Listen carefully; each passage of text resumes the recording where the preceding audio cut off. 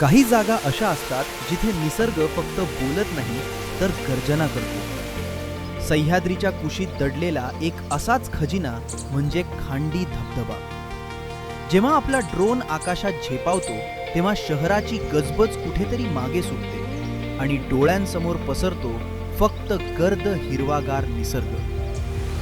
उंचावरून कोसळणाऱ्या या जलधारा पाहिल्या की जाणीव होते, निसर्गाच्या या अथांग रूपापुढे आपण किती लहान आहोत आणि हा निसर्ग किती सुंदर आणि मुक्त आहे.